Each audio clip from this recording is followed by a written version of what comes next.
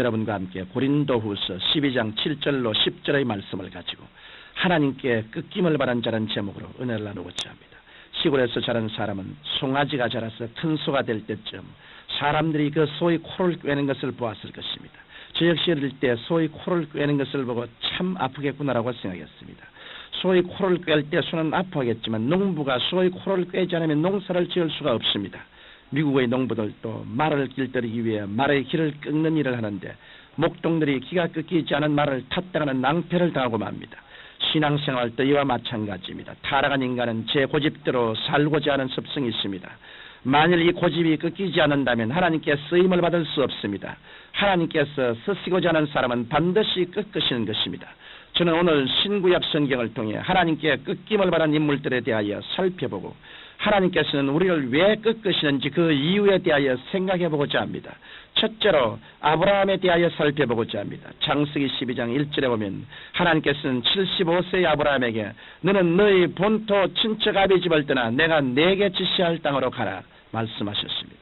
하나님께 이 명령을 받은 아브라함은 순종하는 마음으로 갈대아 우르를 떠났지만 하나님의 말씀에 완전히 순종하지는 않았습니다. 아브라함은 하나님께로부터 분명히 전투를 떠나는 명령을 받고도 전투에서 얻은 재산과 종들을 데리고 나섰으며 친척을 떠나는 명령을 받고도 조카 롯을 데리고 떠났던 것입니다. 아브라함은 하나님께 순종은 했으나 전폭적인 순종은 하지 않았던 것입니다. 그러자 하나님께서는 아브라함을 꺾기로 결정하셨습니다. 아브라함이 전토의 산물과 종들을 거느리고 가나안 땅으로 가니 그곳은 극심한 가뭄이 들어있었습니다. 이 때문에 아브라함이 데리고 온 종들은 다 달아났고 가축들은 굶어 죽고 말았던 것입니다. 그러자 아브라함은 조카와 아내를 데리고 하나님께서 지시하지도 않은 애굽으로 떠났습니다. 그런데 아브라함은 아내인 사라가 뛰어난 미모를 갖춘지라 애국 사람들이 자기를 죽이고 아내를 빼앗을까 두려워 아내를 동생이라 속여 부르게 되었던 것입니다. 그래서 그는 사라를 동생이라 하여 애굽의 바로왕에게 시집을 보내야만 했습니다. 이 얼마나 치욕적인 일입니까? 여기에서 아브라함은 꺾이고 말았던 것입니다. 그는 자신의 힘으로는 결코 살아갈 수 없음을 깨닫게 되었습니다. 자기 자랑이 꺾이고 자기 고집이 꺾였습니다. 아브라함이 하나님 앞에서 이처럼 꺾어지자 하나님께서는 그를 다시 이렇게 세워주셨습니다. 아브라함은 하나님의 도우심으로 아내를 다시 찾고 많은 소유를 얻게 되었던 것입니다. 이와 같이 아브라함이 하나님께 축복받고 쓰임받기 위해서는 꺾이는 아픔을 체험해야만 했습니다. 둘째로 신약의 인물로서 베드로에 대하여 살펴보고자 합니다.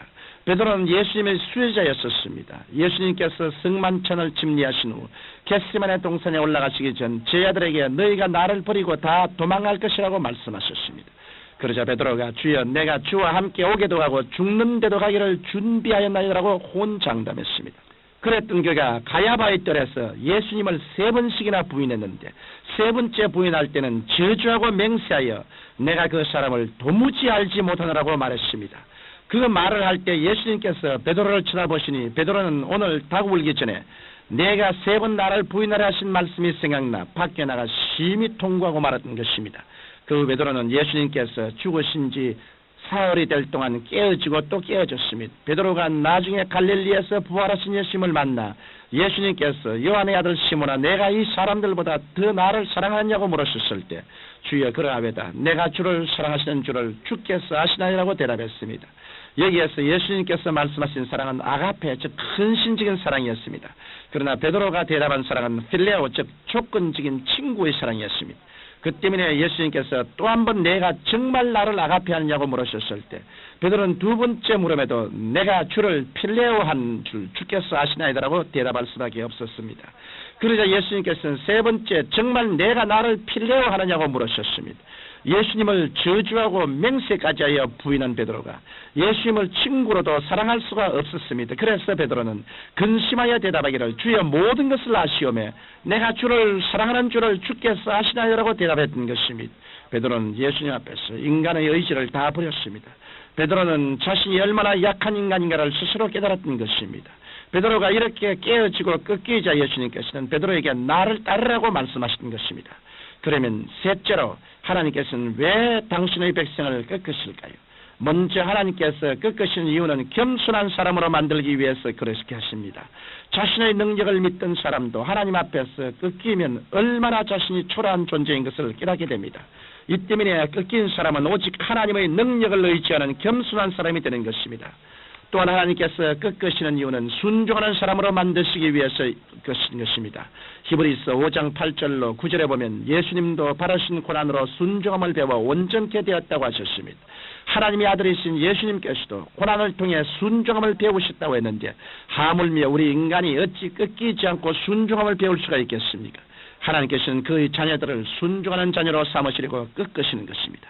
나아가서 하나님께서 꺾으시는 것은 지혜롭고 신중한 사람으로 만드시기 위해서입니다.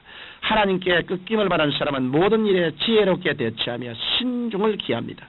촛불의 뜨거움을 모르는 어린이는 부모가 주의를 주어도 기어이 촛불에 손을 댑니다. 그러나 촛불의 열기에 손이 되어 깜짝 놀란 어린이는 아무리 부모가 잡으라고 해도 촛불에 손을 대지 않습니다. 신앙인들의 삶도 마찬가지입니다. 잘못된 길로 들어섰다가 하나님께 한번 얻어맞은 사람은 신앙의 정도를 깨닫고 지혜롭고 신중하게 살아가는 것입니다. 마지막으로 하나님께서 꺾으시는 이유는 당신의 사랑을 깨닫는 사람으로 만드시기 위해서입니다.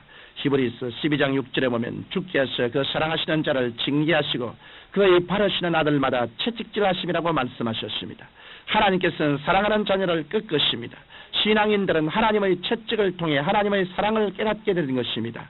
저 역시 그동안 하나님의 채찍을 많이 맞았습니다. 돌이켜보건대 하나님께서 저를 채찍질해 주셨기 때문에 그것이 다 신앙의 뼈가 되고 살이 되어 오늘의 죄가 되었습니다. 저는 이 일을 생각해 볼 때마다 하나님의 사랑에 감격하지 아니할 수 없는 것입니다. 청취자 여러분, 사도 바울은 내가 그리스도를 위하여 약한 것들과 능력과 궁핍과 핍박과 곤란을 기뻐하노니 이는 내가 약한 것 때에 곧 강함이라고 고백했습니다.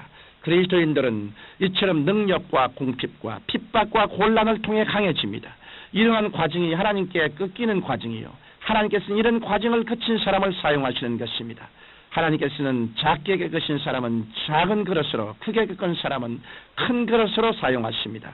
이러므로 여러분은 하나님의 축복을 받을 때만 감사하지 말고 하나님의 채찍을 맞고 하나님 앞에 꺾일 때도 감사하심으로 하나님의 쓰임받는 일꾼들이 되시기를 주님 이름으로 축원합니다. 전능하신 아버지 하나님, 우리가 하나님 앞에서 자신이 꺾이고 죽을 때 하나님의 영광의 성령이 우리를 점령하시고 하나님의 뜻대로 인도해 주신다는 것을 알고 있습니다. 우리 아버지여, 주의 손에서 우리를 꺾어 주시옵시고 더욱 하나님의 뜻대로 사용하여 주옵소서. 예수님 이름으로 기도합니다. 아멘.